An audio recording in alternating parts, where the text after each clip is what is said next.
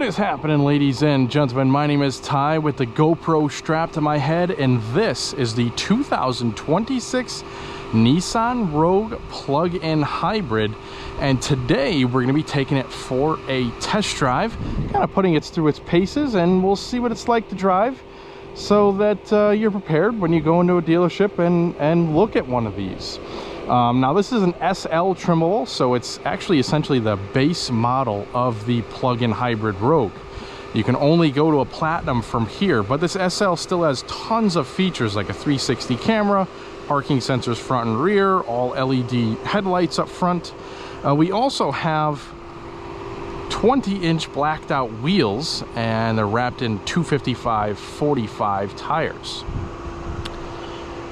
We have Moonrock Gray as the paint color we're working with, which is a fantastic color, very metallic-y.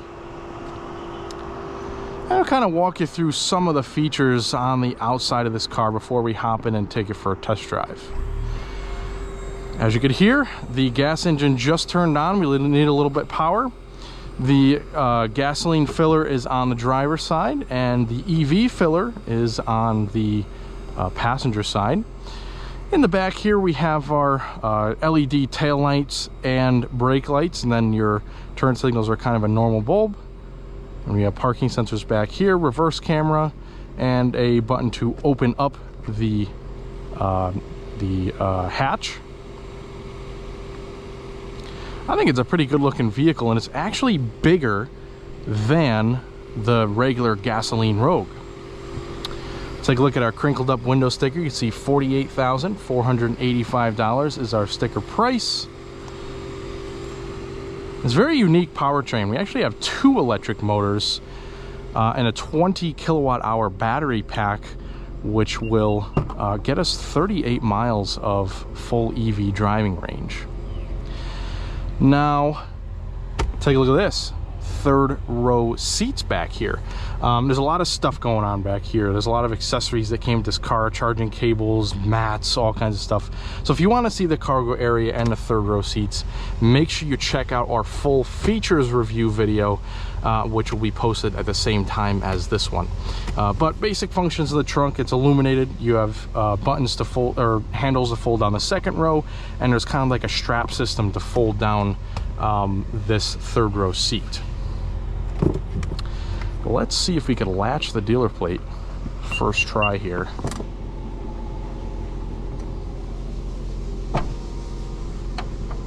Bingo, we're in. Let's take a quick look at the rear seats, which are very roomy, unlike the third row seats. Now, the third row seats are very small in this vehicle. It is a vehicle that's just big enough to have third row seats, so they're very small, but the second row is huge. So plenty of space width-wise, knee room-wise, storage, air vents back here. It's a nicely packaged second row seat.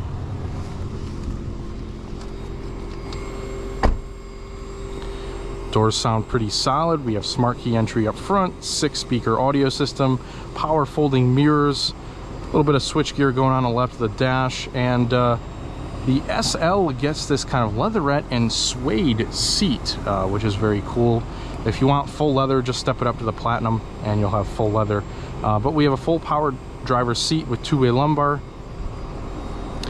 And we'll hop in out of the warm weather. Turn down the HVAC a little bit, and let me adjust this camera for your viewing pleasure.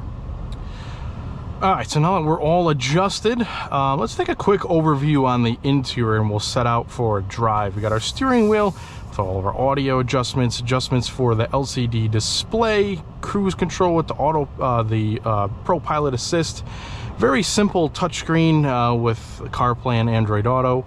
We have heated seats up front on the SL trim, and dual zone climate control, wireless charging, a couple of options here such as E-Step, which we're actually going to turn that on, which is kind of Nissan's almost like one pedal drive. We'll see exactly how that works on our test drive. And we have a ton of different driving modes, so we'll play with a couple of those on our test drive. But for now, let's buckle up for safety first. And let's get this show on the road. It seems as though we are starting off in EV mode.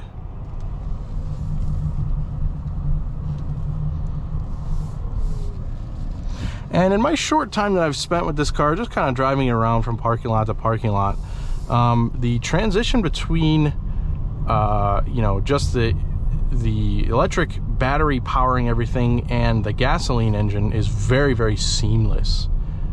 Like, I actually believe it's on right now and I can't even hear it. And I've also got the E-Step on, which is almost a one-pedal drive. It didn't quite bring me to a stop there. We'll get a little bit more playtime with it out here. Basically, our drive is going to bring us through this sort of more of a main road, get it up to some higher speeds, maybe 45, 50 miles an hour for lucky, and we'll also get it onto back road. We'll feel out the suspension, acceleration, things like that. It'll be a nice, fun test drive.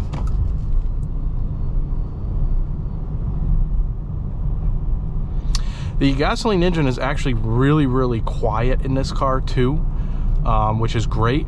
Kind of adds to the nice driving experience.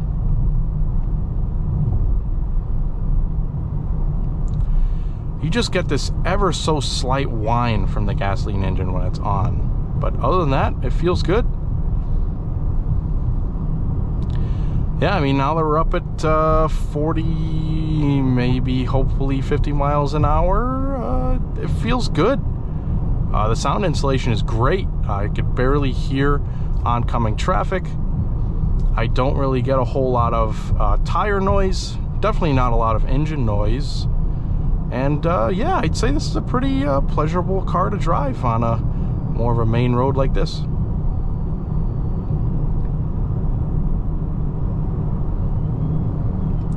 You definitely get some instant power from those two electric motors.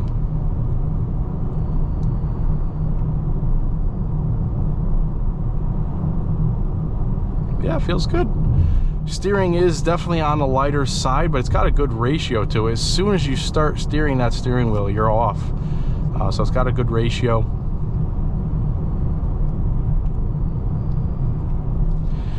Now we're going to turn this into our power mode, which is kind of like our sport mode. And we'll see what we could do for an acceleration. I like to get us up to 25 miles an hour and then hit the throttle and see how we get up to speed. Looks like we're clear. We'll give these two cars some space.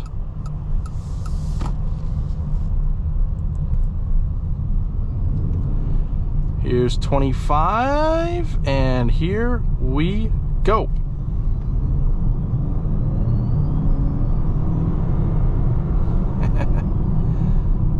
Yeah, it's got a pretty impressive amount of power, I will say. There is two electric motors and a 2.4 liter inline 4-cylinder engine up front. I will display the power figures at the bottom of this screen. I am running a blank, but I believe it's in the range of 248 horsepower and 332 pound-feet of torque. I could be totally wrong, but I will put the exact figures at the bottom of our video here. But it definitely feels like that. The powertrain feels punchy because of the electric motors. And again, the 4-cylinder stays almost silent. Really is impressive powertrain.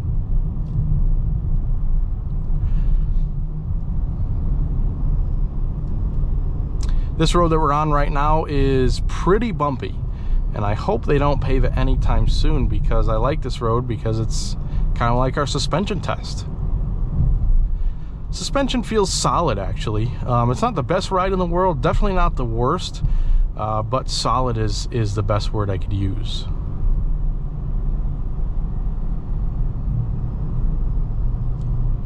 Steering wheel feels good in my hands. The grip bolsters are nice. I mean, if you wanted to move up a little bit to the kind of 10 and 2, you certainly can, and that feels a little bit more grippy.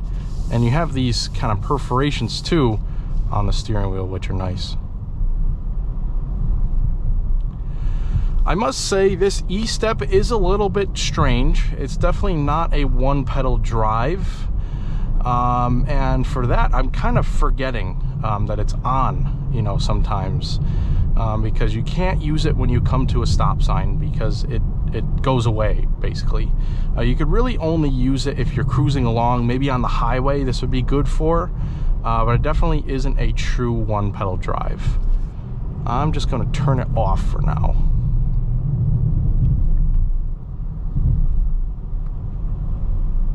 There we go.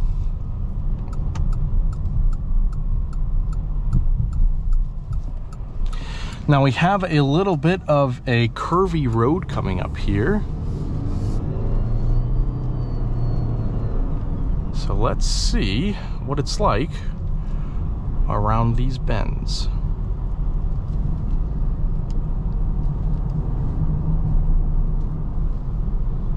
Yeah, it does feel pretty good.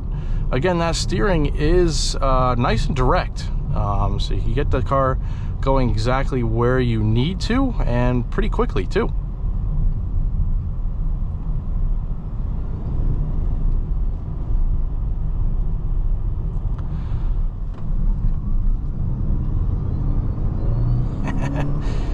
This really does have some great low-end power thanks to that those two electric motors.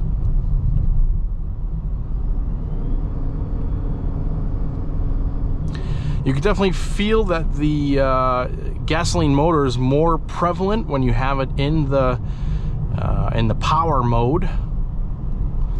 And we'll kind of put it back to eco and see how that adjusts everything.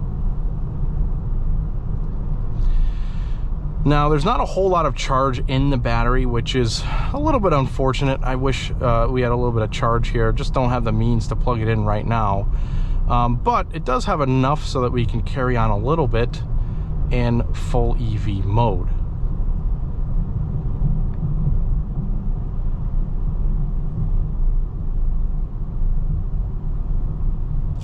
Thank you, sir.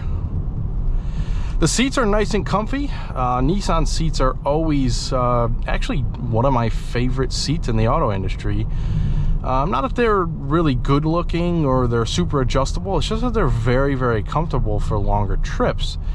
So I have to commend them there. Credit is deserved where credit is due, and this is definitely one of those spots.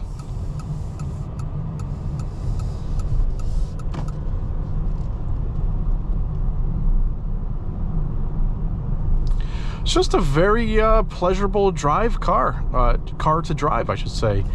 It's quiet, smooth, the ride is good enough, and it's a good looking car. It's got plenty of features in it, the 360 cameras, you know, all kinds of good stuff in this car. And if you step it up to the Platinum, you know, that'll even give you the panoramic roof and the heated rear seats and the heated steering wheel. I think this is a really nicely packaged car and a good size. Those third row seats, I would imagine most times, you know, 99% of the times they'll be folded flat.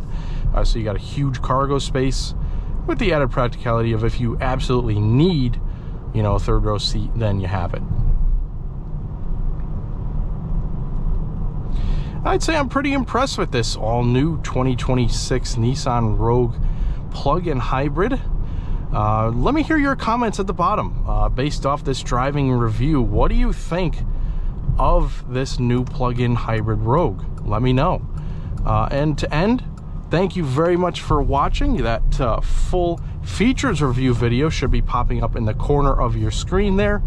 And again, I thank each and every one of you for watching. Make sure you stick with us here on Tide Drives.